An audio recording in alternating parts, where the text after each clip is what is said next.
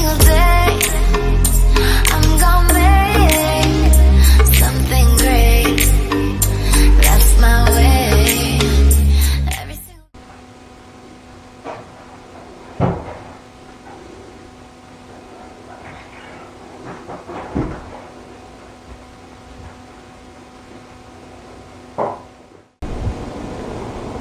Притінком синім зимовой порою у доме батьковским усё так знайомо. Ёсць где согреться, ёсць где сховаться у доме батьковским у матчиной хате. Привет, славяне! Зовут меня Степан, и я приехал в родительский дом показать вам печку, которую установил лет 7 или 8 назад своей маме. Очень много в комментариях дискуссий по поводу того, печка зимой она полезна, бесполезна, что все тепло выдувает, и в общем она не имеет смысла на дачах ставить чугунные буржуйки. Я предлагаю вот прямо сейчас пойти и проверить, так ли это.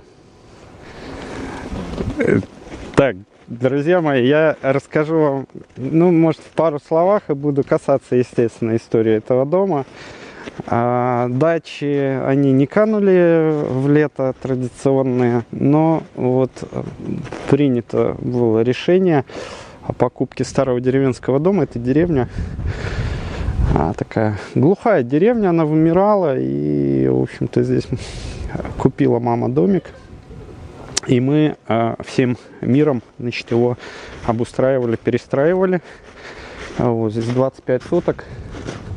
Мама просила показать людям неотапливаемый курятник. Вон там.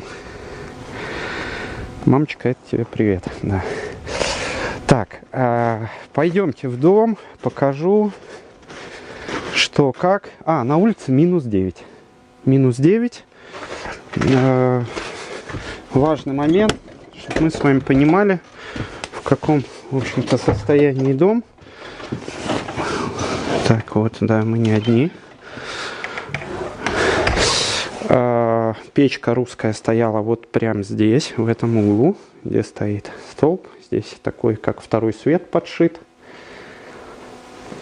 Так, и пойдемте. Пойдемте смотреть. Большая комната. 6 на 6 она. Может, 5,5 на 5,5 с учетом подшивки. Вот.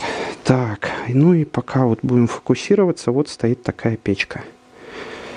Печка чугунная, про нее немножко позже. Сейчас давайте посмотрим, что происходит в доме. Вот термометр, и на нем, видите, тут -2 градуса. На улице -9, в доме -2. Давайте глянем, что там на стенах. Какая температура? Тоже -2. Ой, да, -2 градуса. Так. Процесс, как я печь разжигаю, я не буду показывать. Это увидите, может, и в других видео. Стекло мы почистили. Оно не было вот таким кристально идеальным. Вот. Но сейчас все увидите про печку чуть-чуть попозже. Да, чуть не забыл. Время для частоты эксперимента, видите, 11:43. Вот. Ну что, друзья мои, 1,5 часа прошло. Ой, это какой-то спам. Видите, да, 1,5 часа вот с момента, как мы стали записывать с вами видео. Антуан согрелся. Так, 16 градусов. На градуснике, видите, вон серединка немножко перевалила. Вот. Ну и давайте мерить стены. То, что поверхностный слой, помните, был где-то 2 градуса. Ой, -2. А сейчас вот 17 градусов на вагонке. 17 градусов. Круто. Дальнюю стену тоже померяем. Тоже 17. Ну и потолок давайте мерить, потому что основной горячий воздух как раз вот здесь. Вот 30 градусов. Ну, здесь действительно тепло, уже совсем почти жарко. И вот эта стена рядышком с печью, она, давайте смотреть, она там до 90 градусов практически разогреется. Ну вот до 90, я боюсь, что даже до 100. Да, это насколько вот от печки, представляете, идет излучение, что 100 градусов идет на поверхность. То есть, если печка чугунная, то вы рассчитываете, что именно так и будет происходить. На поверхности печки ожидаемо, сколько сейчас, секундочку, тут 280. Ну, это все понятно, да, труба 170. 170, и так далее, 200, 190. Ну, в общем, история понятна. Печка разогрелась полностью. Я, естественно, никакие задвижки не закрывал, потому что задача именно нагреть, посмотреть, как скоро и быстро это произойдет. Полагаю, что за 2 полных часа до 20 градусов мы догоним. Ну, посмотрим. Должны вроде как догнать. Так, ну и давайте я вам уже чуть более подробнее расскажу про эту печку, как ее выбирали, как она здесь живет, кто ей доволен, недоволен, поменяли бы что-нибудь или нет. Я подложу еще несколько полешек. Вот, давайте-ка сделаем так, чтобы она совсем взлетела. Я не против, сейчас береста просто уже не нужна, ее как раз уберем. Видите, перчатка вот такая была в комплекте, вот перчатки лет столько же, сколько печи, вот она до сих пор рабочая, правда вылазают отсюда уже пальцы. Так. А клиентам я обычно говорю о том, что надо закладывать дрова на угли, когда активной фазы горения уже нет. Вот. А сейчас сам видите, как нарушаю всякие правила. Ну почему? Потому что хочу, конечно, спешу как голый в баню, хочу быстро нагреть помещение, показать, что все это возможно, все это реально. Вот, что чугунные печи так могут. Но и они, как мы видим, действительно это все могут. Так, сейчас схватятся дровишки. Так, а я возьму этот чудесный чурбан, присяду на него и буду вам глаголить. Так, печка французская. Производитель называется Diffusion. Что же за производитель такой? В 90-е еще года первые камины, которые полетели, побежали, поехали на постсоветское пространство, или одни из первых, это были камины французские. И в Беларуси, знаю, что в России очень сильный дилер, и сейчас вот есть человек, который до сих пор представляет эти торговые марки. Это Cheminée Philippe и это Gaden. Это был на тот момент просто громаднейший концерн со своими карьерами по добыче камня, мрамора не знаю, свой, не свой у них, но, в общем, обработка камня, обработка металла, очень крутая литейка чугунная.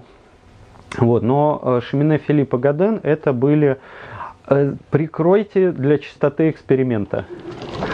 Открыли немножко сейчас дверь, и наша задача сейчас нагреть эту комнату. Как нагревается соседняя, я вам чуть позже расскажу. Итак, возвращаемся. Cheminée Philippe и Gaden, серьезные, известные на весь мир каминные марки, и это всегда были дорогущие камины. Правда, дорогие, небольшие печурки стоили у них порядка там 1500-2000 евро, и это много, не каждый мог себе позволить. И, естественно, как бывает в таких ситуациях, крупные предприятия вводят бренд дешевый, бюджетный, да, давайте такое более ласковое слово, бюджетный бренд, назвали его Diffusion. Он несколько более простой, хотя по функциям реально от печей Гаден того времени он особо ничем не отличается. И вот одна из немногочисленных печей бренда Diffusion – это печка Тахета, вот вы ее, собственно, и видите.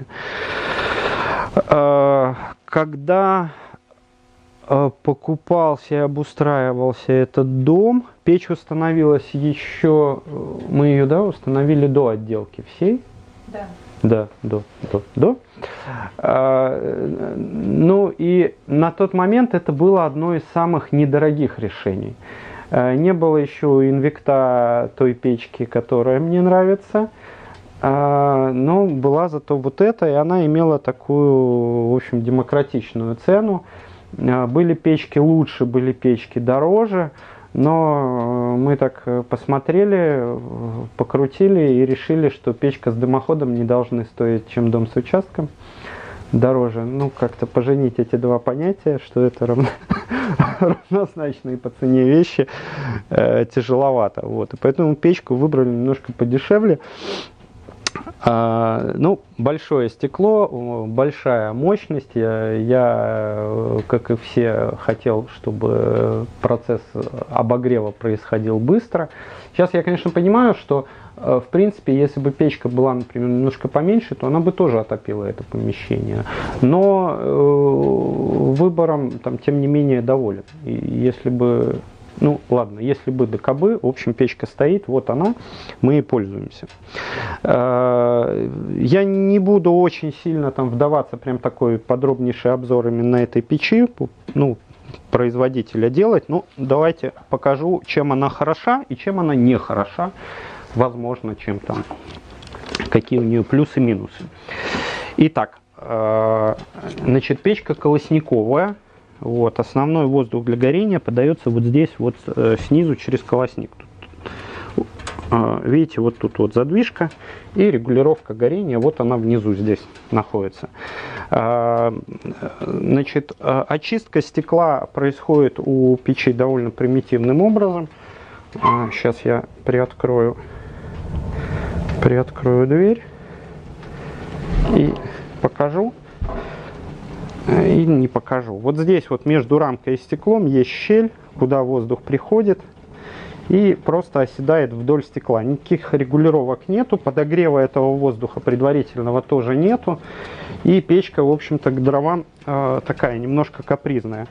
Здесь есть налет сажи, но ввиду того, что первое, сухие дрова, во-вторых, вы видите, что я совсем нещадно ее топлю. И в режимы длительного горения, естественно, переводить сейчас не собираюсь, то стекло так и будет оставаться чистым.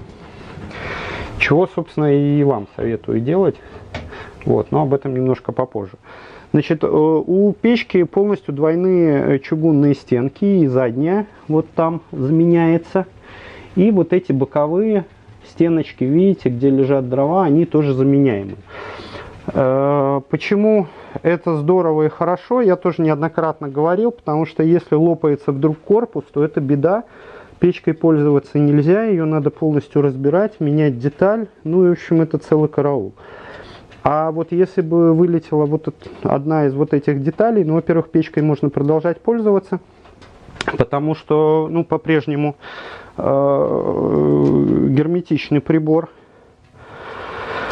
И нагрузка-то на корпус не идет. Вот. Во-вторых, поменять эту деталь можно в течение, наверное, минут 5. Никакого труда это не составляет. Есть, кстати, у меня мысль по поводу того, чтобы вставить сюда вермикулит. Есть подозрение, что печка будет работать несколько более эффективно, выше температура здесь внутри будет. Если я такой эксперимент проведу, то обязательно его сниму и вам покажу. Есть вторичный дожик у печки, так называемый, но он очень примитивный, и я его, в общем-то, за дожик такой полноценный не совсем считаю, потому что вот сзади, видите, есть такие отверстия, там такие всполохи вот происходят на задней стенке. Но у печей современных, серьезных, там, датского производства, у них, конечно, воздух подогревается значительно лучше, сильнее, и температура создается в камере выше. В общем, все чуть-чуть по-другому. Но для дачи более чем достаточно. Вот прям уверяю вас, ну, мне достаточно, вам посмотрим. По поводу регулировок, насколько печка вот герметичная, нет, давайте посмотрим. Есть две регулировки. Первая — это вот эта нижняя подача, которую я вам показывал. Ой-ой-ой, сейчас сфокусируюсь. Как-то, вот она, видите, ручка. Вот. Сейчас буду вот это отверстие закрывать и убирать подачу воздуха под колосник. Ну и второе — это шибер.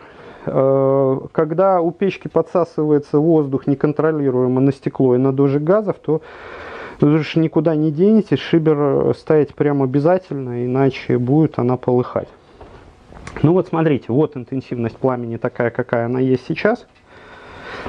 Ну вот я закрываю нижнюю подачу воздуха. Ух. Почти ничего не меняется для камеры. Немножко меняется для глаза моего. Видите, просто может, ну, не так интенсивно стало гореть, и чуть более интенсивно стали вот с задней стенки вот эти язычки пламени вылетать. Ну и можно закрыть шибер. Он не перекроет полностью, но режим будет такой, замедленный. Я знаю бюджетную печку, которая регулируется просто изумительнейшим образом. Но ее как-нибудь в другой раз покажу в моих обзорах именно бюджетной. Да, подчеркиваю, пока ее нет, ну как-то сниму. Может, кому-то в комментариях отвечу.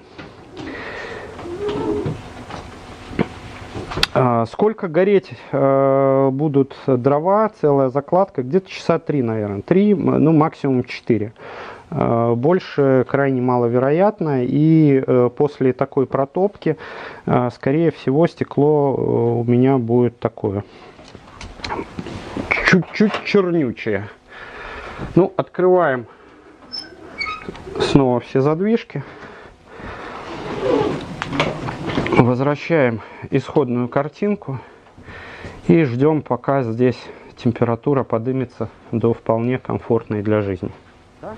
Как сделана изоляция, потому что там же бревна. Значит, изоляция сделана следующим образом. Здесь стоит жаропрочный гипсокартон, 2 листа.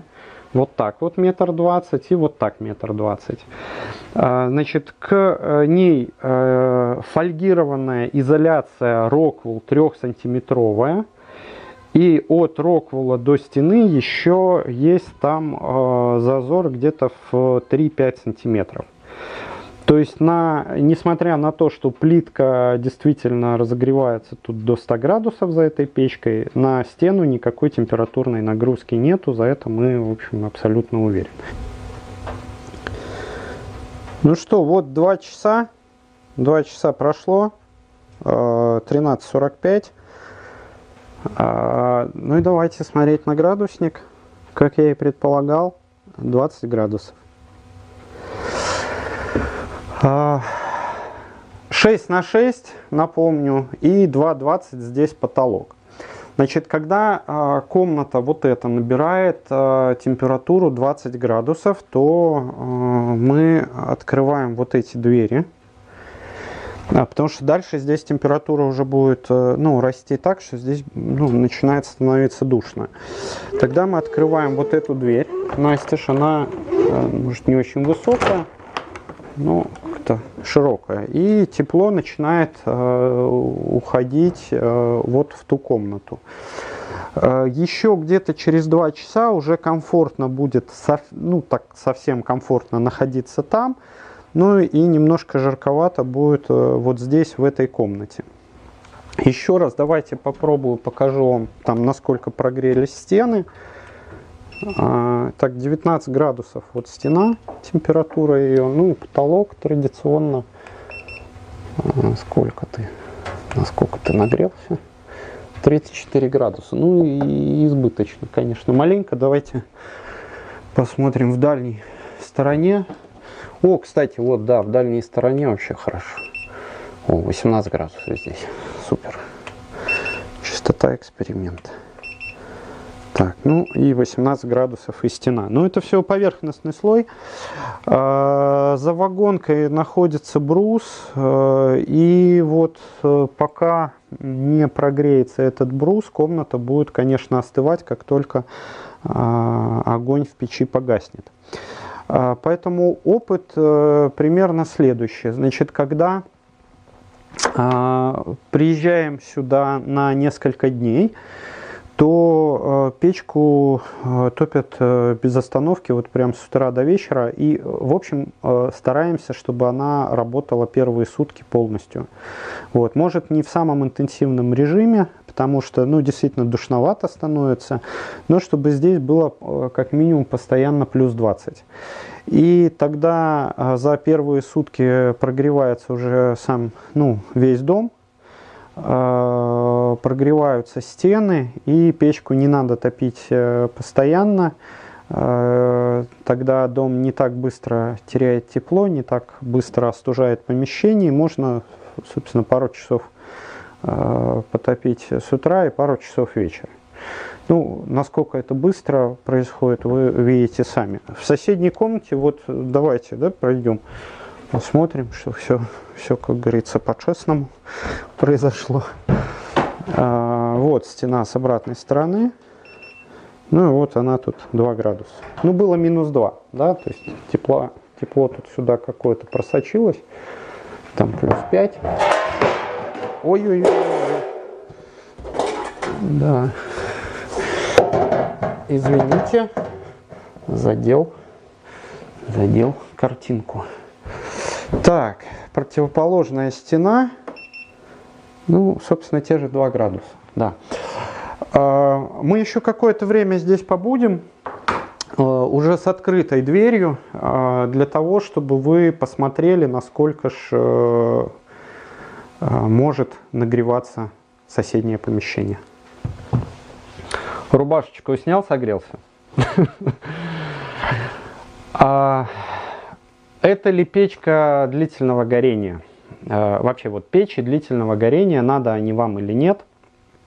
Это большой вопрос. Я не буду, наверное, сейчас совсем уже подробно останавливаться. Но есть, в общем, две версии. Первая. Можно выбрать печку, которая работает на одной закладке дров 6-8 часов. Но, мое мнение, у вас будет черное стекло, низкий КПД, сажи много в дымоходе, надо его чистить прям очень регулярно, там раз в 2 недели, в месяц обязательно. Черные стекла, и, в общем, это караул, это крайне неэффективно.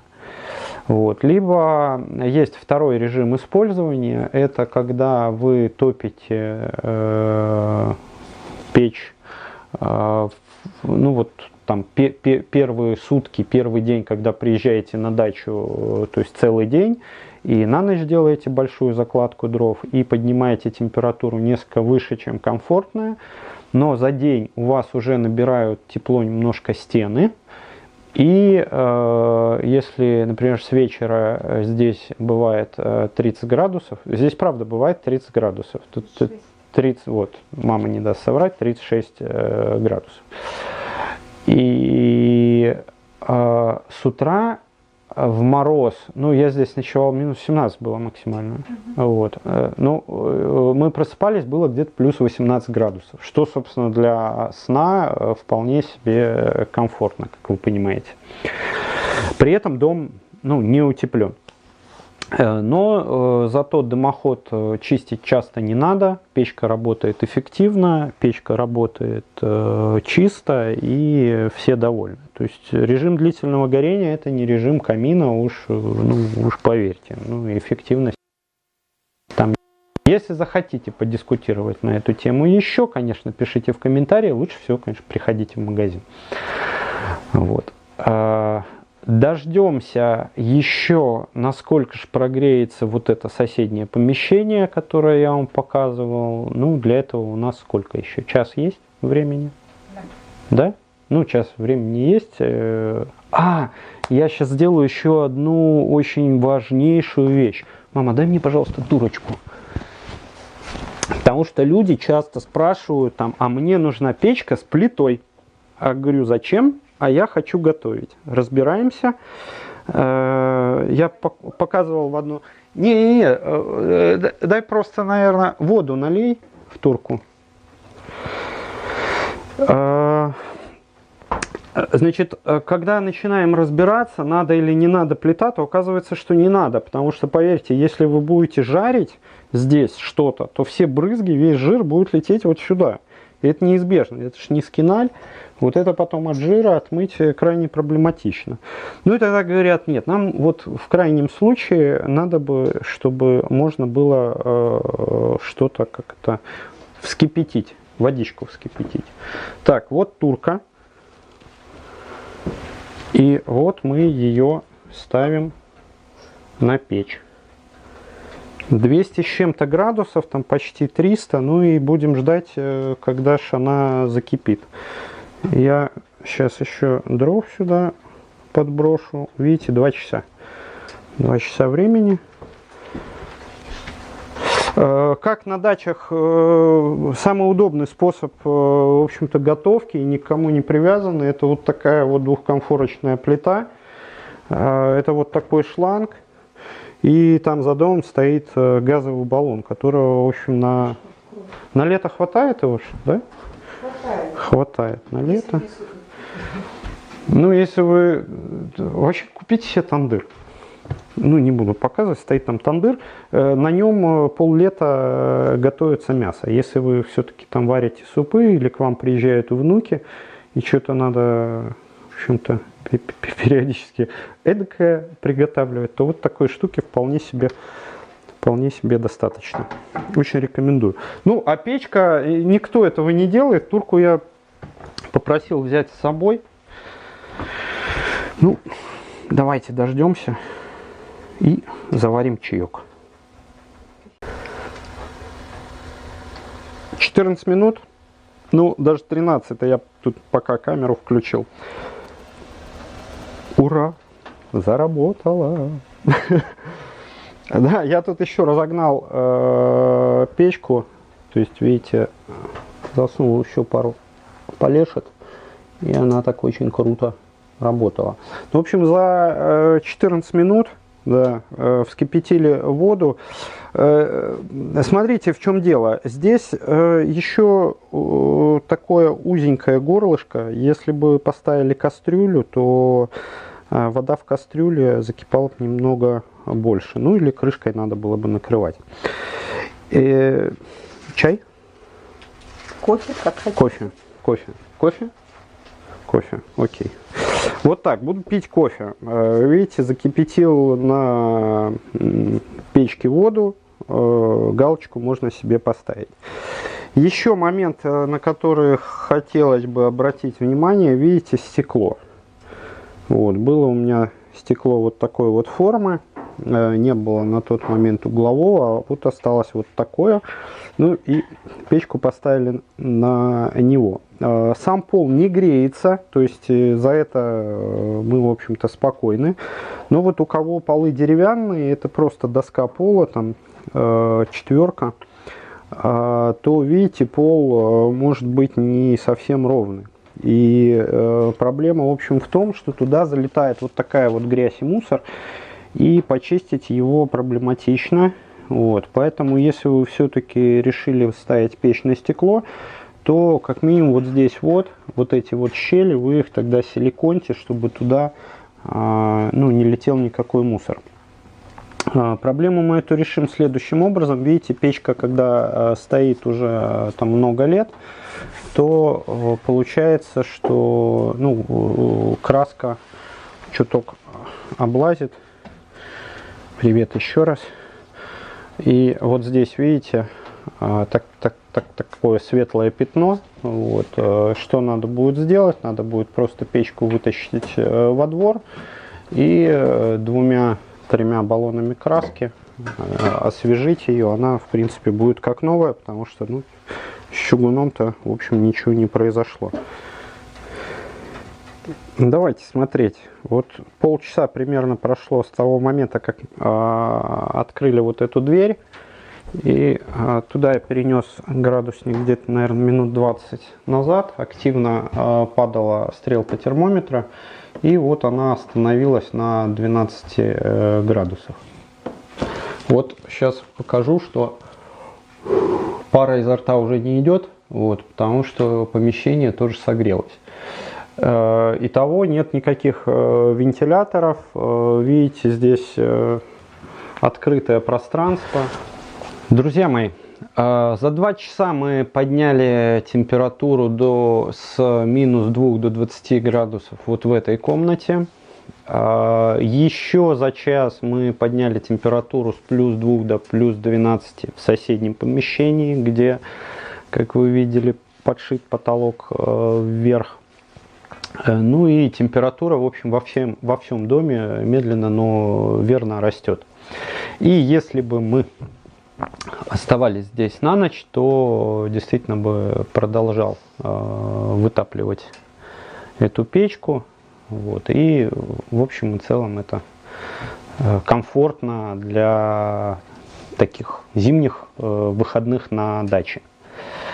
За время топки почти, ну сколько, 3,5, почти 4 часа, как вы видите, стеклышко у печки чистое, я уже не буду еще подкладывать дрова. Вот здесь нет системы самоочистки стекла, даже если там галочка стоит в интернет-магазине, ну такого прям направленного потока воздуха на это стекло не идет. Вот. Но тем не менее в тех режимах, в которых пользуюсь печками я сам лично, и те дрова, которые я использую, в принципе, можно вот так вот вечер, день провести возле камина с чистым стеклом. Естественно, когда вы покупаете печку, то я, ну, если выезжаю сам сдавать объект, то я учу, конечно, пользоваться и рассказываю, чтобы вы, в принципе, тоже по возможности получали удовольствие от прибора, а не драили его там с утра до вечера.